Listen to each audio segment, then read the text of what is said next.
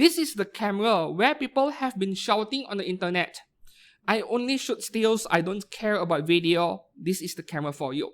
Hi and welcome back to the channel. I'm Steven from X-Kurugani Photos, and today I would love to discuss with you guys and hear your thoughts on the new entry-level full-frame camera by Nikon, the Z5 Mark II, which was just announced a few days ago at the time of recording this video.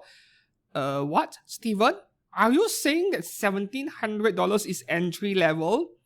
It is for a full-frame camera.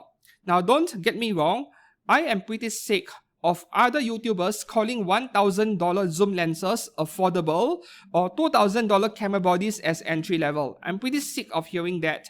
But if you look at the context of full frame cameras in general, I know there are cheaper cameras out there. Canon R8, R8 being cheaper, but there are a lot of missing stuff in those cameras, especially no IBs and one memory card slot. We will compare those in a second.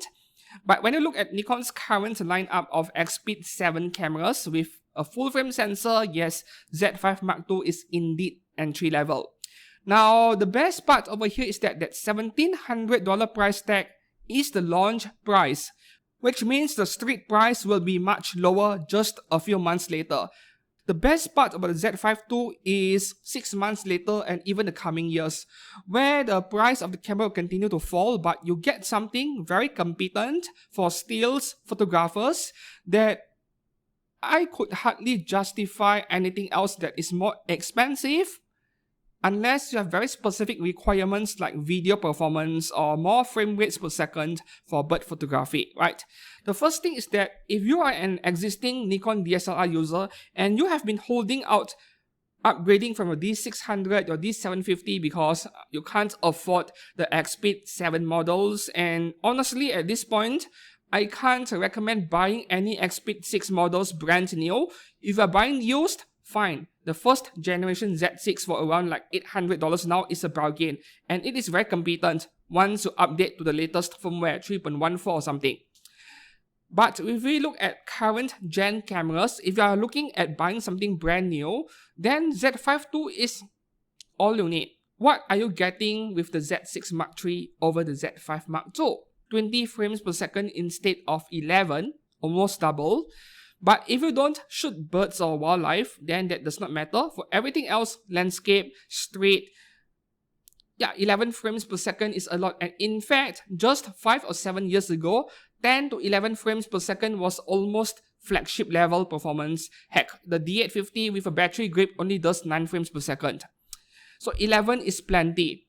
Now, what do you get for paying more for Z6 Mark III?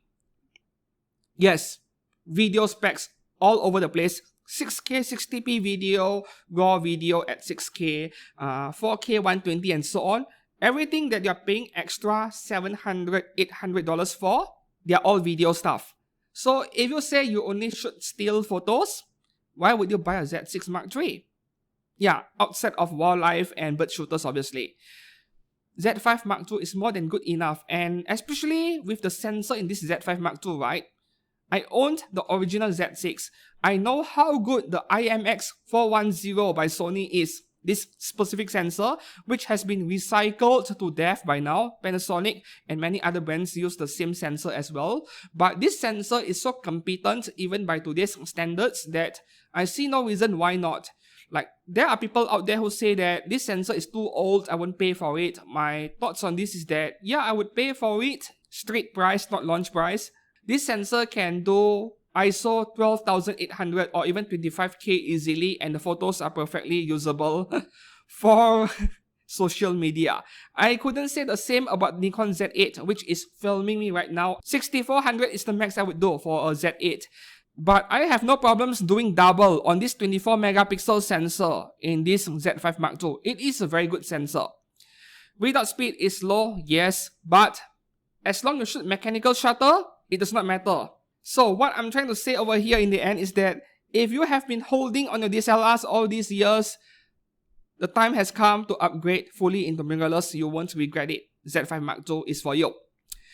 Moving on to my own user case scenario, I have the Canon R8 on my desk for a very good reason. And the reason why I bought a Canon R8 as a Nikon user myself was because there are no affordable full-frame cameras by Nikon that has a flip-out screen. whichever still photographers claim to hate a lot. But I love this screen because I shoot low angle on the ground a lot, and I would love to shoot it this way. Right? I'm using the Z8 to film myself right now, which means I couldn't see myself on camera. And the reason why I do this anyway is because I trust the camera. I trust the AF and everything else. Otherwise, I would always want a flip out screen for hybrid work. Now, I bought this R8 for around $1,100 and I'm currently working on the review. I have been working on the review for the past 2 or 3 weeks. This is like $1,300 US brand new today, way cheaper than the Z5 Mark II. But it does not have IBs, it has only one single SD slot.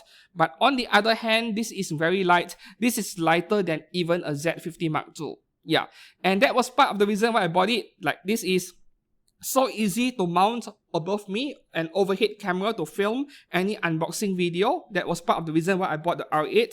But in the end, in my opinion, the Z5 Mark II has a massive advantage over any other Canon cameras that are affordable, be it the Canon RP or the R8, simply because Nikon users have access to cheap Chinese prime lenses that autofocus, especially Viltrox.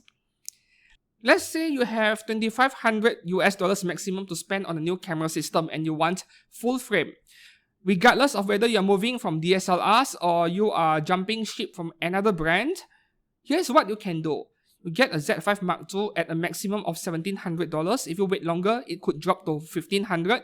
So let's assume a Z5 Mark II is $1,700. You have $800 left.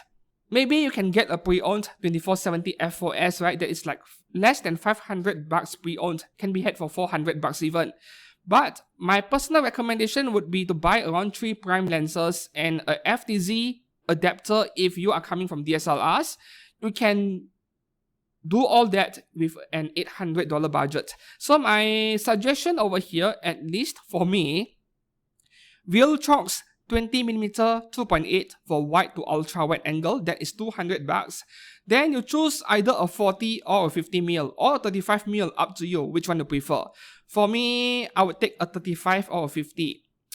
But I love 50mm, so I'm going for the Viltrox Air 50mm f2. That is another $200 for a pretty sharp lens. Then you go for a short telephoto for portraits. That would be TT Artisan 75mm f2. Another $200. So for $600, you get 3 prime lenses that are f2.8 or wider, 20, 50, and 75. And the remaining $200, yeah, a FTZ adapter if you still have f-mount lenses. If you don't have it, if you don't care about adapting old lenses, you want to start all over, then that extra $200, look for another Chinese lens that is to your liking. This is the big advantage with Nikon Z system over Canon like this, where you can find so many affordable prime lenses that actually perform very well. Specifically for video, I would actually prefer a native Nikon lens over those third-party Chinese lenses because they seem to perform better in video for native lenses. Like the AF is very consistent.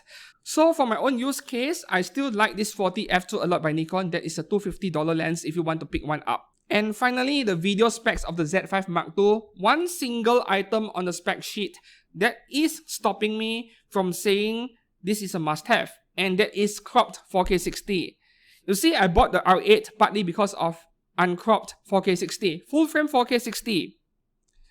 At the same time, I had to ask myself, how many times have I shot in 4K 60 on this camera, mainly for B-rolls, because I use my Z8 for B-rolls. It has 4K 60, 4K 120, and yeah, very rare. Like, I almost never shoot 4K 60 with my B cam, with my second camera, which is the Canon R8 over here, even though I bought it for 4K 60. So maybe I don't need it. That is the hard part. Like, sometimes you want something, it is not there, but sometimes you buy it exactly for the spec and you'll find yourself not using it at all. So it is hard to say for sure. I'm a bit unwilling to sell my Canon R8 because, you know, as a content creator on YouTube, and if I want to continue making content about cameras, it is the best to have multiple camera systems. Like, you have experience with multiple systems, then you get to compare things in a more objective manner. So for that reason alone, I'm a bit unwilling to let go of my Canon R8, the RF system in general, even though the lens selection is kind of limited and yeah, RF lenses are pretty pricey. So right now, I'm on the edge of procrastinating. I'm going to procrastinate for the next few months. Should I get a Z5 Mark II? Should I not? And so on. There are a few other items that are not immediately obvious on the spec sheet that are video related that makes me want the Z5 Mark II a lot. Number one would be product showcase AF. Canon R8 does not have product showcase AF, and sometimes it gets distracted when I'm using it to review products. I show something on screen, it jumps onto my face anyway. That was pretty annoying. So I want a product showcase AF mode, which my Z8 does not have, but the Z5 Mark II has it, which is pretty important for me. That is a big factor in justifying buying one as a big cam. The second thing, which is also not immediately obvious on the spec sheet but pretty important to me for convenience reasons, the Z5 Mark II does not require Nikon webcam utility to be used as a webcam when connected to a computer. I know it sounds pretty stupid to justify buying a $1,700 camera based on a webcam feature, but I have lost count the number of times where OBS Studio or my computer acting funny, not recognizing my Nikon cameras when I connect it via the Nikon webcam utility software. Things just happen for no reason and then it starts working again. So with Z5 II and Z50 II, the moment you connect the camera to your computer, it will immediately interpret and recognize the camera as a webcam. You don't need to install anything else, not even Nikon's own webcam utility software, and I find that to be a major factor in considering a purchase of the Z5 Mark II. It is exactly these small things which people think are not important until when you need it. I'm a YouTuber, obviously Z6 Mark III is better for me. 6K video, I can film in 6K, do digital stabilization and crop in a little, export in 4K, that is amazing. Like 6K, it is the sweet spot in my opinion.